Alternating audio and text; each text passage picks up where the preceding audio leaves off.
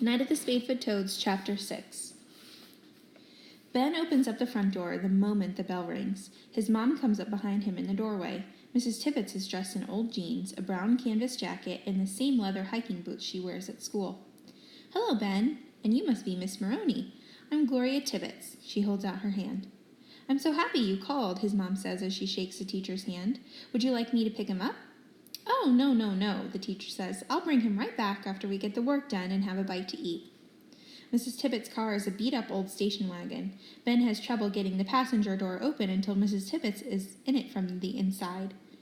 "Darn door," she says. "I don't use it much." Inside, the car is like a storage shed that hasn't been cleaned out for a long time. The back seat is folded down to make more room for the stacked-up boxes and plastic containers. Boots and raincoats are piled on top of the boxes. Spades and shovels and nets like the ones used for hauling in fish after they're caught have been thrown in anywhere they'll fit. Mrs. Tibbets gathers the books and papers from the passenger seat and crams them between two boxes in the back.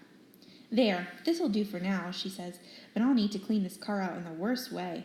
It's worse than my desk. Worse than my brain." She laughs an easy, comfortable laugh. Ben doesn't mind the mess. He looks in the back seat, remembering Mr. Tompkins at the Desert Museum and all the equipment the people there used. While he's looking, Mrs. Tibbets keeps talking. "I really appreciate your help today.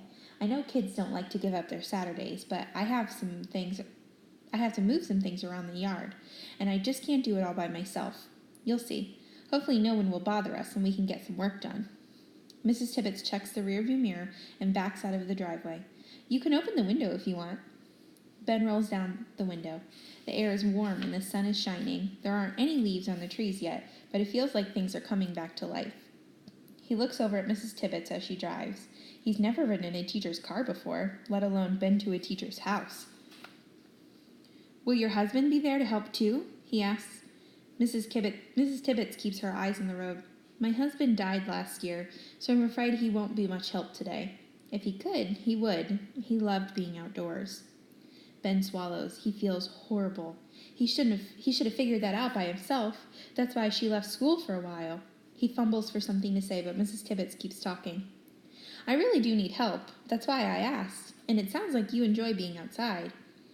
Ben nods. "In Tucson, I spend a lot of times outdoors. A lot by myself. And with my friend Toby." It's Mrs. Tibbets' turn to nod. It strikes Ben that they're both talking about someone they've lost. Though moving away from your best friend is nothing like losing someone you're married to. He sneaks another look at Mrs. Tibbets. Maybe that's why her eyes look sad. Even when she laughs, she keeps looking straight ahead. He can't think of anything else to say. "You live pretty close to me as the crow flies," Mrs. Tibbets says. "Those woods behind your house connect to the woods behind mine, although it would be hard to find your way through. I have a lot of frogs on my property, too. Several different kinds." It's better when she's doing all the talking, Ben thinks. She goes on, "American toads will be coming out pretty soon, and even some Spadefoots." Spadefoots? Ben has heard of Spadefoots, but he doesn't know much about them. "Right," Mrs. Tibbets says, "eastern Spadefoots. They're very rare around here. This is as far north as they get, but we've got some." She turns off the main road into a winding street. They drive past a wooden lot with no houses and then pull into a driveway. He peers out the car window. The little house is set way back from the street, but there's hardly any lawn. Instead, there are bushes and trees and large flower beds covered with straw. The car comes to a stop and Ben gets out. He sees a one-car garage to his left, connected to the house by a covered walkway. A couple of bare, gnarled trees loom over the front porch. "Looks like a pretty old house," Ben says. "The oldest part is 140 years old," Mrs. Tibbets says. "Almost older than me." Ben looks at her. "That's a joke," Mrs. Tibbets says. "Come around back and I'll show you what to do." They walk to the back of the house. It faces south, so the morning sun is reflecting off the window panes. The backyard stretches out into a meadow of tall, uncut, tawny grass with woods at the far end. Small trees and bushes are arranged in rough lines over part of the meadow. Just beyond the garage, Ben sees what looks like a fenced-in vegetable garden with piles of brush and weeds heaped nearby. Off to the left, a hill rises steeply, with a bare outcropping of rocks crowning its top. It looks like a great place to explore. As if reading his mind, Mrs. Tibbets says, "Want to look around a bit before we get to work?" "Sure." He follows his teacher out into the middle of the field, and they stop and stand by the rows of bushes. "These are blueberries," Mrs. Tibbet says, fingering one of the bare branches. "The birds get most of them." "Is this all your land?" Ben asks. "Yes," she says. "Well, mine and my sister-in-law's." Ben looks back at the house. There's a big tool shed behind the garage. "Is it a farm or something?" he asks. "It was, once upon a time. My husband's father farmed it, and his father did too. But they weren't serious farmers. It's hard to farm here because the soil is very rocky. A lot of the fields have gone back to woods now. Anyway, Thomas inherited the house and the land right around it. It's where he grew up. He loved it here." Ben notices a little lean-to against the tool shed. A large cage up on its legs sit under the lean-to roof. It looks like a rabbit hutch. "What's that?" he asks, pointing. Mrs. Tibbet shakes her head and says, "It's a snake cage." Ben's ears perk up. "Are there snakes in there?" "Yes, my husband kept them." "What kind?" "It doesn't matter," Mrs. Tibbet says. "You must leave them alone and not go near them." "Are they—" "I'm dead serious. Do not go near the cage. Do you understand me?" Ben nods. He can tell she doesn't want to talk about it anymore. It only makes him more curious. "Let's get to work," Mrs. Tibbet says, "so we'll have time later to look for the frogs." Mrs. Tibbet opens the door of the tool shed. "Wait here, I need to get a few things." Ben can't help staring at the cages. What could be in there? Mrs. Tibbet hands Ben a rake and a plastic tarp that leads him around to a large flower bed on the side of the house away from the garage. She instructs him to rake the leaves out of the bed and piles them up on the tarp, then leaves him there to work in the sun. Soon he's sweating. Just as he's finished with the beds, she reappears and points out a pile of fallen branches. "I want you to drag these limbs out to the back part of the field. Cover for animals," she says, "a place they can hide from hawks." Ben can't remember the last time he worked this hard, but the morning goes by quickly. When he's all moved, all the branches out to the field, he sits on a rock wall and enjoys the sun for a minute. He's still breathing heavily, but a light breeze cools his face. Now that he's still, he can hear birds singing. "All done?" Mrs. Tibbet calls. She has something that looks like a deflated inner tube draped over her shoulder. "I think so," Ben answers. "Let's go for a walk then," she says, and holds up a really long pair of boots.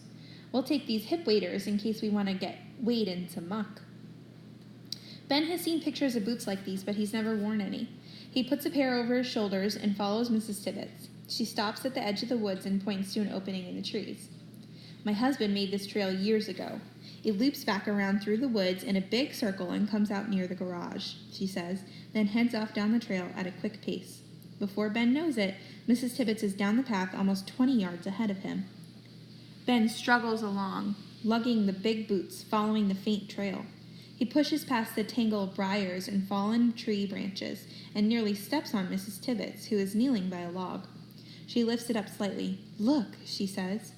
Ben squats beside her. Huddled under the log is a little squirmy thing, a couple of inches long, with legs and a tail. It has yellow spots up and down its back. Ben gets down on his knees right by Mrs. Tibbet's. "What is it?"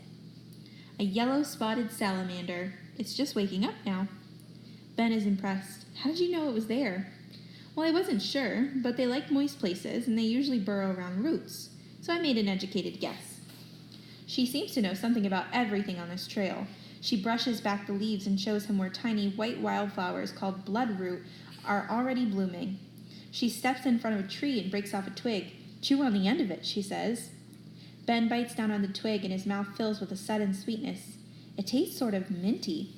"Black birch," Mrs. Tibbet says. "People use it to make root beer. It's also got a natural painkiller in it." Ben had never thought of root beer coming from an actual plant before.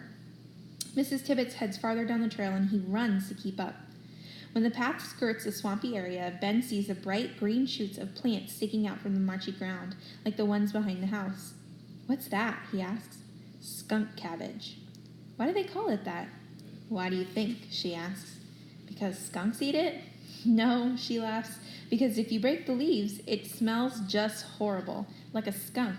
Want me to pick some for you to sample?" "No thanks," Ben says. "I'll take your word for it." "Try to stay right behind me on the trail," Mrs. Tibbet advises. "There are lots of plants and critters here that wouldn't appreciate being squashed by our big feet." Ben follows her, stopping to marvel at everything she points out. This isn't the Sonoran Desert, of course, but it is about 100 times more interesting than he had expected. You getting tired? Mrs. Tibbets looked back to him. We've been at it for a while. We're looping back towards the house now. Ben shakes his head. He's lost track of time. Well, we're nearly there, just beyond those red maples. She skirts around a clump of trees and stops in a clearing in front of a pool of water about 20 feet across. The sun is glinting on the water. Here it is, she says. Here's what? Where the Spadefoots will be in a month or so. Just looks like a big puddle. It is. A very special puddle called a vernal pool. Vernal means spring. The pool is only here in the spring, but a lot of things depend on it to live. Wood frogs, salamanders, fairy shrimp. Shrimp? Fairy shrimp. Tiny crustaceans about an inch long and spadefoots. They only breed on one night, the rainiest night in April, and then they're gone. Where? Back underground. They're very private and only come out at night. The night they breed is about the only chance you have to see them. One night a year, and that's it. They're almost impossible to find. You can hear them, though, that night. Really? Oh, yes, they make quite a racket. She sits down on a large rock by the pool and takes off her shoes, and then pulls on the wading boots. Ben does the same. They are way too big for him, and when he stands up, he loses his balance. Ah, he says, trying not to fall over, but he ends up sprawling in the wet muck at the edge of the pool. His hands are muddy, his forearms wet, and a rich, funky smell comes up from the muck. He tries to get up, but it's hard in the boots. He's on his hands and knees and feels stupid. He looks up at Mrs. Tibbets. She's laughing. Oh, for Pete's sake, she says. It's not a swimming pool. Something about the way she says it makes Ben laugh, too. She reaches down a hand and pulls him up. His arms are smeared with wet mud. He rubs them on the front of his jacket. You look like the creature from the Black Lagoon, Mrs. Tibbets says. Your mother will kill me. She hands him a bandana, and he wipes the mud off his fingers. At least my feet are dry, he says. Mrs. Tibbets laughs again and wades out into the middle of the pool. Ben starts to follow. Try not to stir things up, she says. She inches along, bending down and peering into the murky water, and Ben follows behind, feeling the cool of the water through the boots. Ben can't figure out what she's doing. Do you see anything? He asks. She doesn't answer. After several minutes, she says, Look, over here. Ben wades over, and she points to a gooey-looking blob floating in the pond. Inside the clear goo are hundreds of little black dots. What is it? Wood frog eggs. Like the one I caught? Who knows? Maybe she's the one that laid them. What are the black dots? The eggs. There must be 1,000 of them. About that many, Mrs. Tibbets says. Most of them won't make it. Why not? Because they taste so good. Yum, yum. At least to snakes. Ben stares at the massive eggs. Cool, he says. He shakes his head at himself. That sounded more like what Ryan would say. Very cool, Mrs. Tibbets answers. And the Spadefoots are even cooler. They're my favorite. She stands up and rubs her back, stiff from leaning over. They wade out of the mucky water and put their shoes back on. Feels good to be back in sneakers. They sit on the rock for a little while. The sun warms Ben's back. It's nice here, he says. Yes, very nice. Without another word, Mrs. Tibbets gets up and heads down the path toward the house. Let's get some lunch, she calls back to him. Then I'll pay you and take you home. Ben had forgotten all about the money. He'd forgotten all about everything, even the birthday party. Okay, he says, happily hurrying to catch up, toting the wet boots over his shoulder. As they come to the side of the house by the garage, a fancy car pulls up in the driveway, and a woman wearing an expensive-looking coat gets out. Her hair is bright red. Oh, for Pete's sake, Mrs. Tibbets mutters. I wonder what she wants. Ben, why don't you find something to do in the backyard for a couple minutes while I talk to her? Ben looks at Mrs. Tibbets. It's just Tabitha, my sister-in-law, she says with a frown on her face. Go on, it won't take long. There's no reason for you to have to talk to her. She takes Ben's boots and walks across the yard. Ben is happy for an excuse not to meet the red-headed woman. He can tell by the looks on Mrs. Tibbets' face that her sister-in-law isn't someone he really wants to meet. He's almost to the walkway between the house and the garage when he hears their voices getting louder. At first, he can't really hear their words, but they both sound annoyed.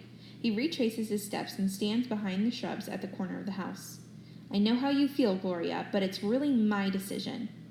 Ben can tell that it's the red-headed woman speaking. The words sound brittle, like they might break when they come out of her mouth. It's not what Thomas would have wanted, Mrs. Tibbets says. I know very well what he would have wanted. He asked me to wait a year." "He said not to do anything for at least a year," Mrs. Tibbets says. "I don't think he intended for you to sell. Not like this, anyway. And although you don't seem to care what I think, it's certainly not what I want." Ben feels sneaky, but he can't help listening. It's weird.